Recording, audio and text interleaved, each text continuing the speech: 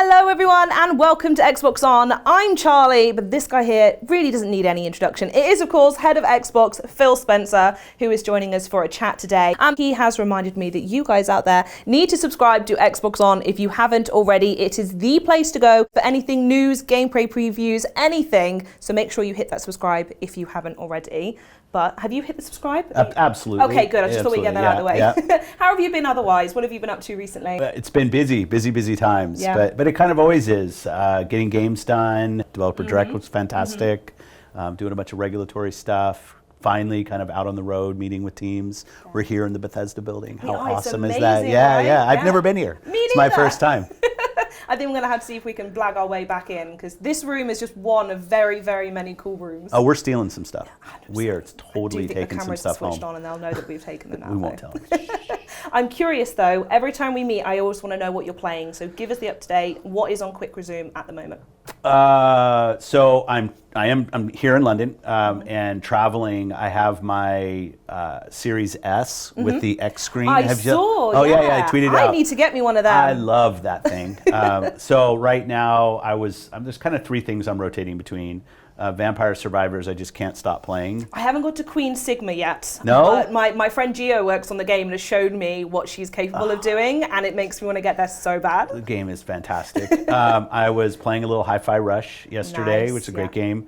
The game, though, that I'm probably going back to the most right now is Age 2 on console, which I'll freely admit I wasn't kind of expecting that would be the game I would go to. I love co-op games. I have a friend that I play with. And I love the controls. I think the team did such a fantastic job with mapping a older PC RTS game to controller. Traditionally PC, absolutely. Yeah, the fact that I can right-click and reset my whole allocation for for resource gathering is just like, I'll never play an RTS that doesn't have that again. It's nice to see it come into sort of 2023. Right? I grew up playing Age 2. That was the game of the series, and it's so nice that the game is still loved and polished and is now available on a brand new platform. Yeah, no, it's fantastic, and I love that. That game is, like, I love the co-op campaign. So Hitman and I was going to say co-op. Is this versus or actual? No, I'm not good. So, and like I used to watch Age 2 competitive on PC.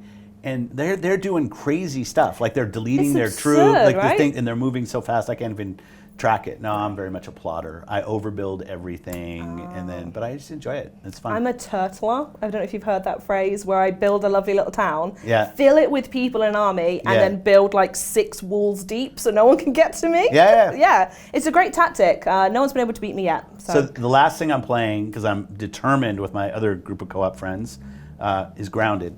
I just think Grounded's so fantastic. We're on the Haze Lab right now, so we're getting close. But because the building got me, like just that game. I know it's been out obviously in preview for a long time, and I still haven't finished. Shame on me. But there's almost too much to do. I get distracted every time I go, and I'm tarting up with making new lanterns. And it's a scary game. It's hardcore. Terrifying. Yeah, like if you play by yourself. So I got the bee armor. Oh, well, there you go. So now I've got the bee armor. If you get the crossbow, you can take down the bees. You get the crossbow by being able to crush the crow feathers, not to go through the whole pyramid of creation. But that's kind of what. And I started a new Civilization 6 game on my gaming PC, which means like I'll be back in 8 months after I finish that campaign. But I love Civ, and it's just one of those games I always go back to. Amazing, lovely. Variety of stuff, and I'm going to pick up on the fact you've mentioned one of the things I wanted to talk about today was the Dev Direct we saw earlier in the year. So I kind of want to see what's on the horizon for these titles. Is there any other big reveals we can see coming our way? Right now, mostly, there are some things that will come up. We're mostly focused on June and kind of getting, because you've been involved in our process. Like we start so early, like in December. What are we going to show? What do we want?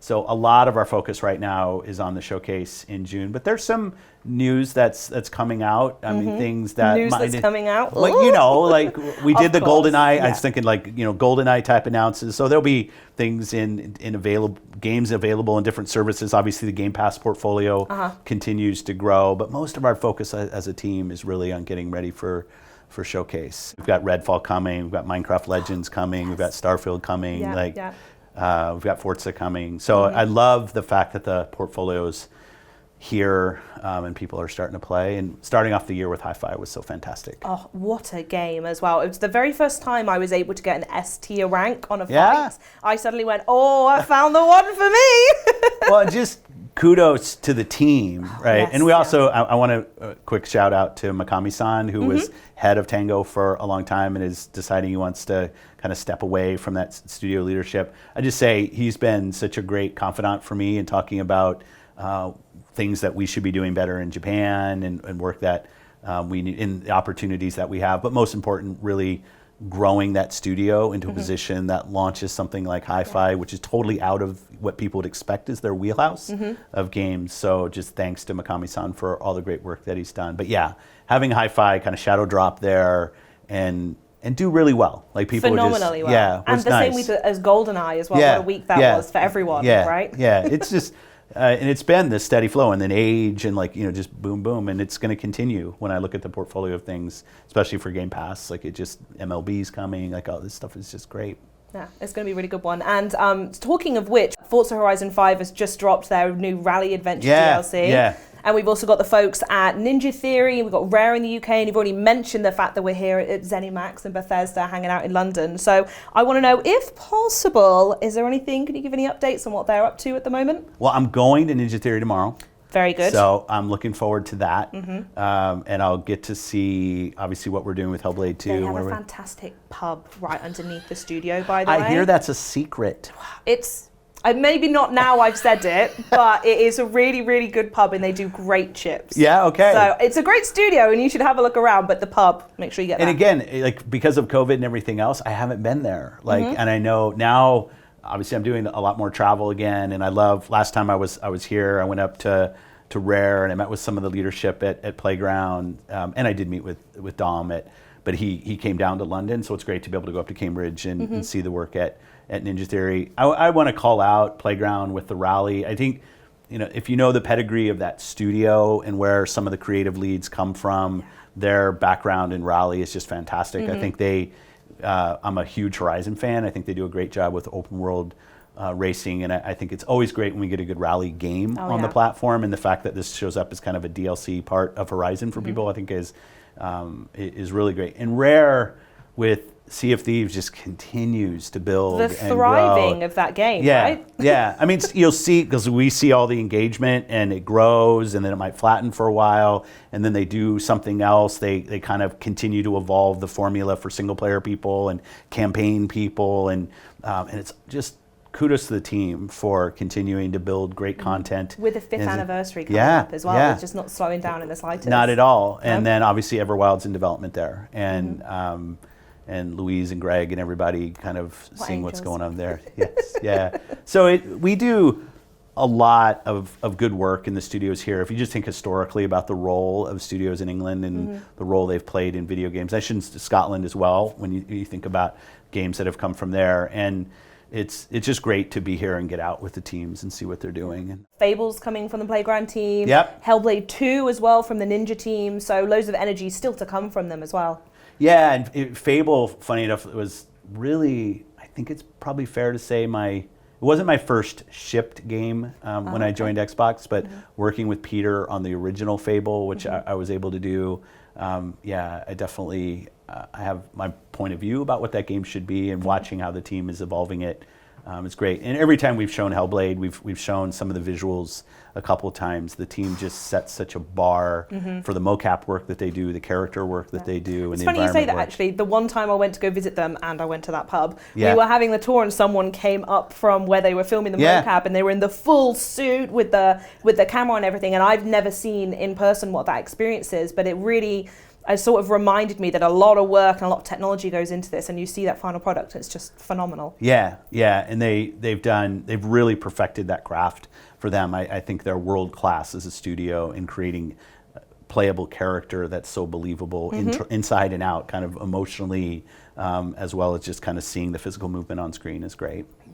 So that's a lot of looking ahead from us, but it's really key to point out that it has somehow been over a year since you announced your interest, your intention to acquire Activision Blizzard. I like King. how you say it was my interest. Well, like I'm I sure just you walked in decided, one day and went, look, hey, lads. I got a little bit of cash in my pocket. What should I do today? Yeah. So I'm keen to know what's the reaction been like, watching that all unfold as fans around the world respond to this news?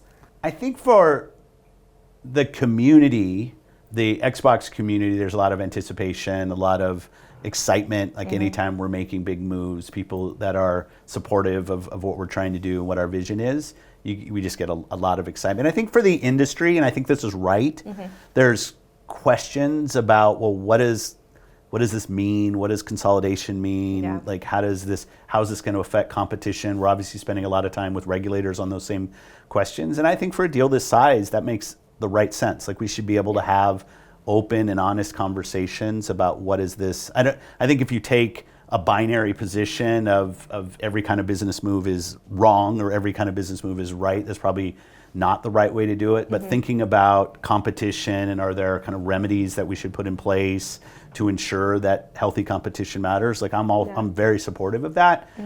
But it has been fun to see the Xbox community just see that the company's behind continues to be behind what we're trying to do.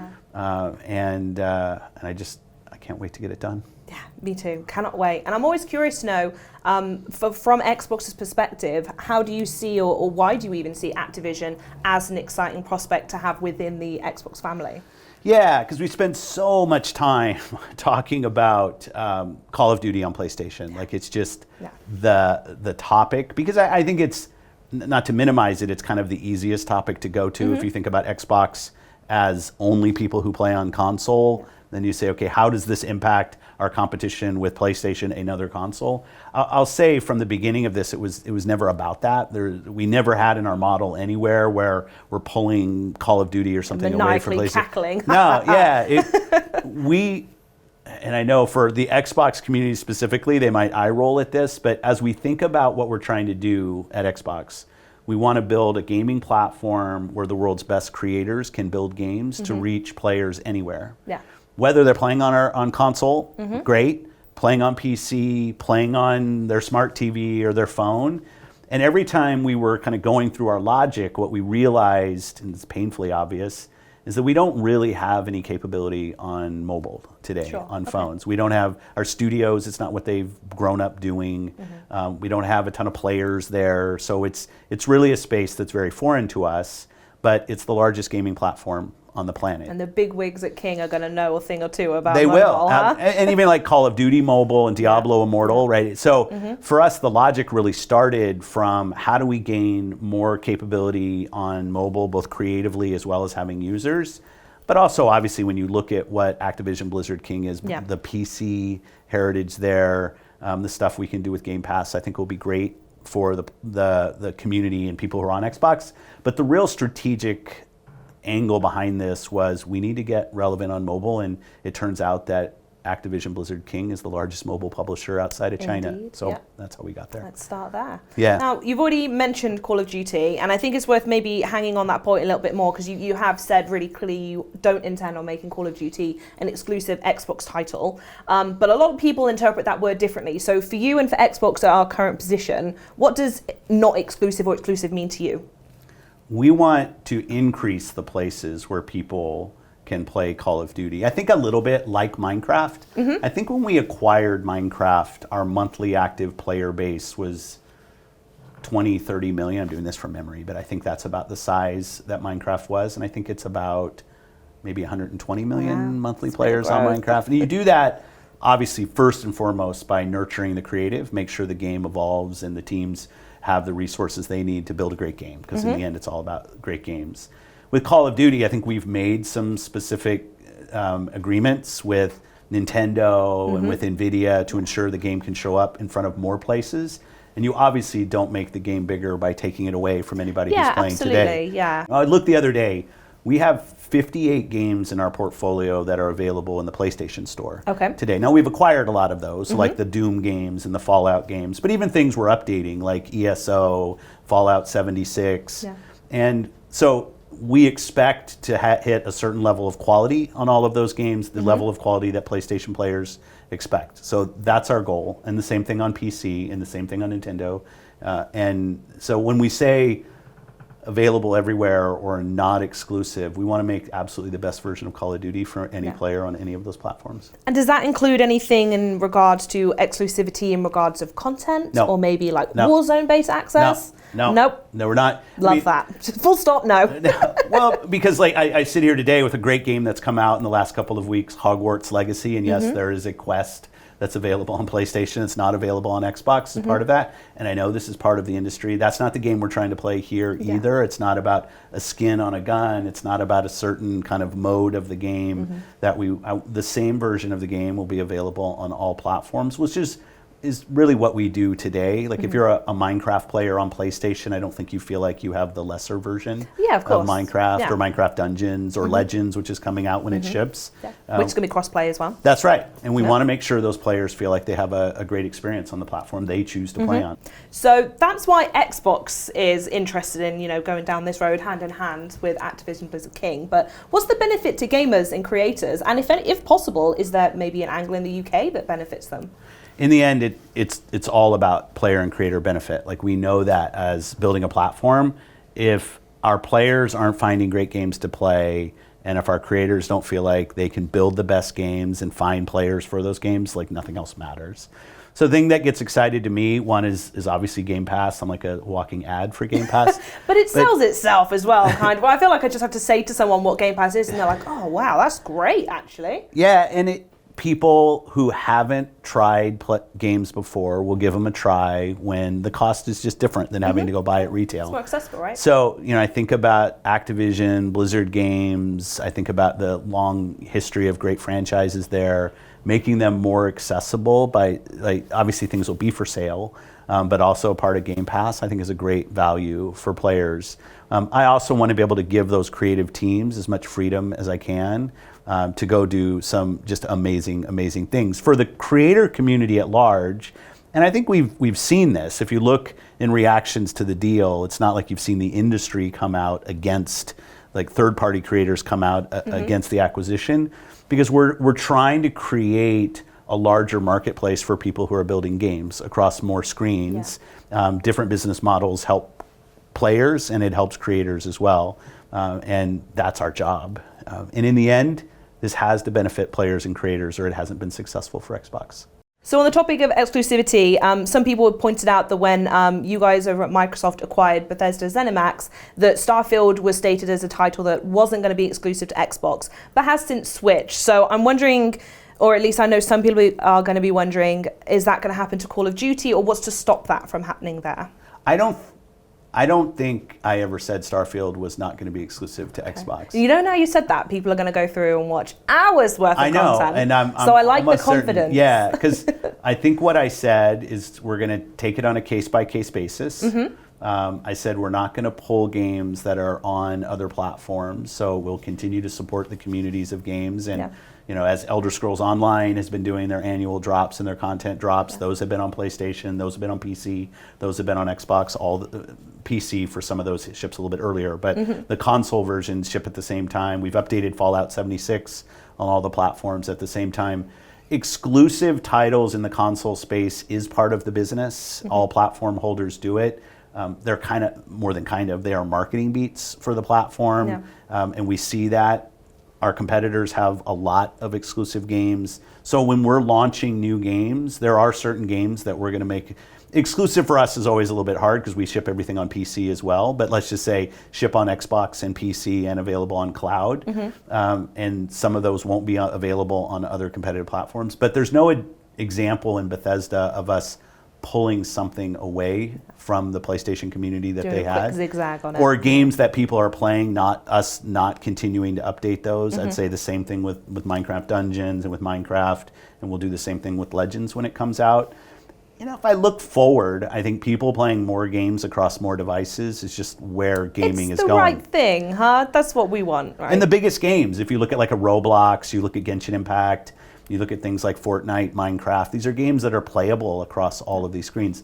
I love us building a console, and I love playing in my family room, sitting my butt on the couch and watching the big screen with a controller in my hand and playing. So I want that experience forever, right? That's something I want. So this isn't about a lack of importance in the gaming business of hardware. I think hardware is very important, but it doesn't mean that every piece of hardware needs to be completely closed, or things need to be obviously taken away from other players, because that's not what we're doing.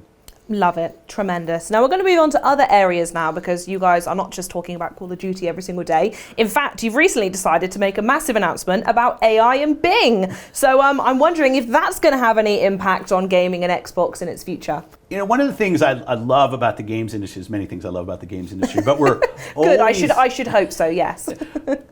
Games industry has always been an early adopter of emerging technology. And it's funny, when I'm internally to the company, when I'm talking to the AI team, and I spend a lot of time with them, I go all the way back to the first time I played Pong, and there was an opposing computer-controlled paddle on the other side. That was AI. Like, if you think about the role of AI, not large language model AI like the chatbots, but just in general of the computer or our consoles being able to play games as human with NPCs and or co-op bots or other things that we were playing with. The intersection of AI and gaming has always been there, and now the AI capability on the planet's just getting bigger and bigger with things like the Bing announcement and the work we're doing with OpenAI.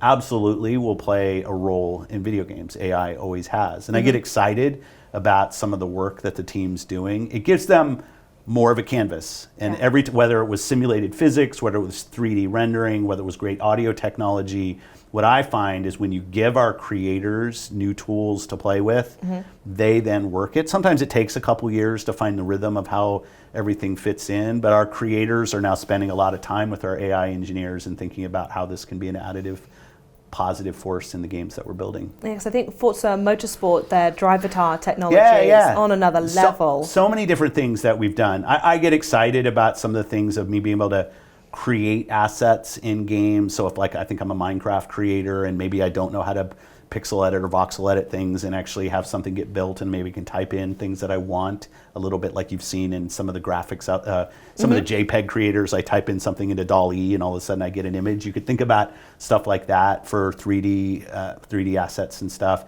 Having more believable characters that we interact with in games would be awesome. So I'm very excited. What a future it's going to be, starting right here in this room today. Well, unfortunately, that's all that we've got time for. So, as I said at the top of the show, if you haven't yet, Phil Spencer says you should be subscribing to Xbox On. I believe that's... The subscribe button would be right, here? It's somewhere. We can put it wherever you want that subscribe button to be. Thank you so much for watching, and thank you so much for joining, Phil. Literally, anytime you want to come by and hang out in this really cool office again, you let me know when I'm there. We have to go find something to steal. Perfect. Yeah, right. Okay. See you, folks.